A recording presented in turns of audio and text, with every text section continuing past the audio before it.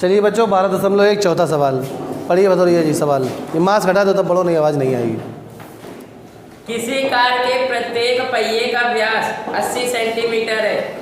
यदि यह car 66 kilometre प्रति घंटे की चाल से चल रही है तो 10 मिनट में प्रत्येक पहिया कितने चक्कर लगाती है? ठीक है, तो पहले जो सूचनाएं दी गई जरा वो लिखते हैं। अब प्रारंभ से पढ़िएगा।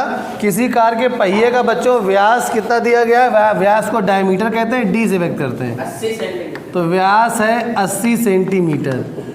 ठीक बात है, व्यास इसका 80 सेंटीमीटर। आगे क्या दिया गया है? यदि यह कार 66 किलोमीटर प्रति घंटे की चाल से चल रही है तो यहाँ पे इस कार की चाल दी गई है 66 किलोमीटर प्रति घंटा। ठीक है, तो 10 मिनट में प्रत्येक पहिए कितने चक्कर लगाते हैं?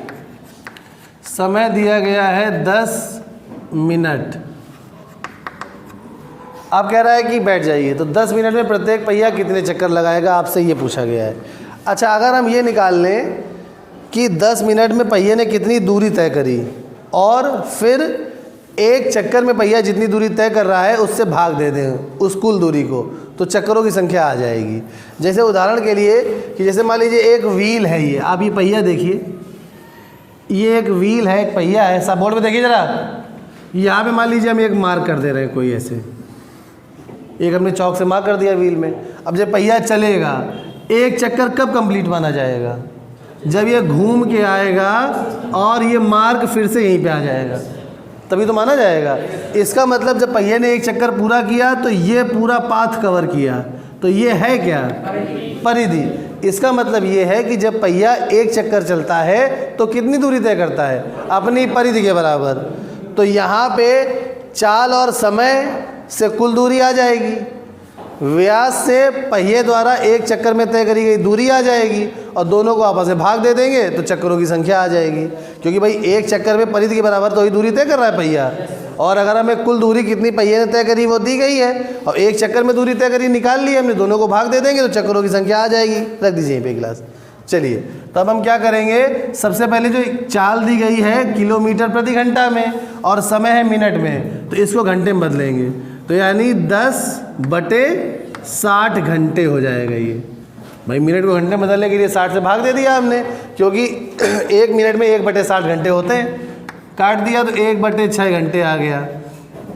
अब निकालेंगे पहिए द्वारा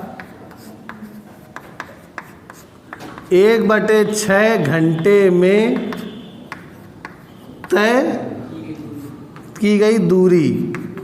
तो दूरी बराबर क्या होता है? चाल गुणे समय।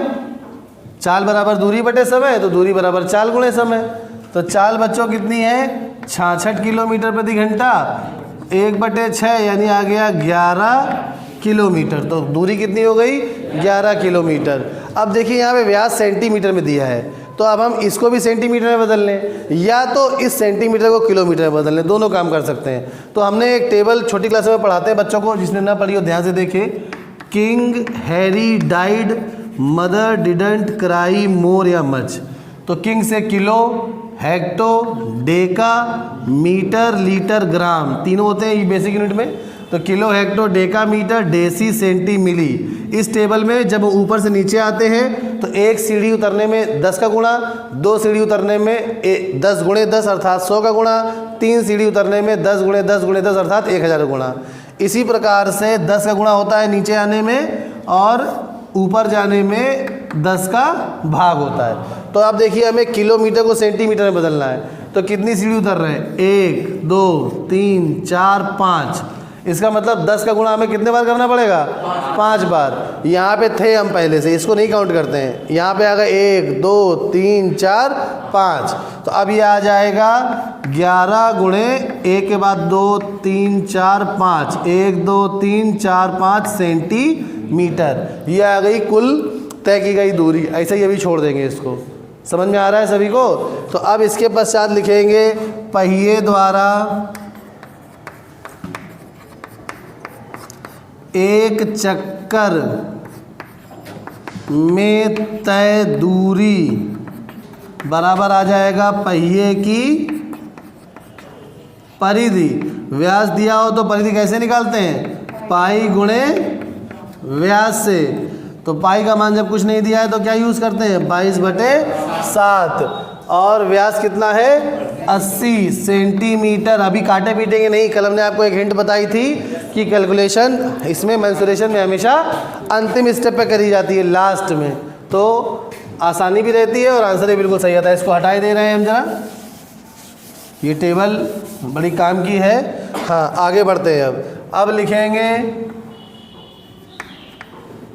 चक्करों की संख्या जो हमसे पूछी गई है। चक्करों की संख्या बच्चों कैसे निकालेंगे, कुल दूरी कहाँ से, ये है 11 गुणे 1 2 3 4 5 बटे एक चक्कर में तय की गई दूरी 22/7 गुणे 80। अब इसको ज़रा हल करते हैं आगे और, तो 11 गुणे 1 2 3 4 5 0, ये 22 नीचे ही रहेगा, ये 7 ऊपर चला जाएगा और गुणे 80। समझ में आ रहा है सभी को। अब 11 एकम 11, 11 दूनी 22, 1 0 से 1 0 ये और कट गया, और अब 2 से इसको काटेंगे तो ये आ जाएगा 2 पंचे 10, 1 2 3 0। आखिरी में किसी संख्या के 3 0 हो तो वो 8 से पूरा कट जाता है, या तो ऐसे कर लीजिए 8 से इसको भाग दे लीजिए, तो काट के छोटा कर लीजिए। तो 50 के बाद है 2 0 और, तो 8 छंग 48, 2 0, 8 दूनी 16, 4 फिर 0, 8 5 40। तो आ गया, इसको काटा हमने 8 से तो आ गया 625। अब 625 में 7 को गुणा करेंगे, 7 पन्ना 35 की 5 हासिल लगे 3, 7 दूनी 14, 15 16 17 की 7 हासिल लगे 1, 7 छंग 42 और 1 43। चेक करिए आंसर आ रहा है कि नहीं।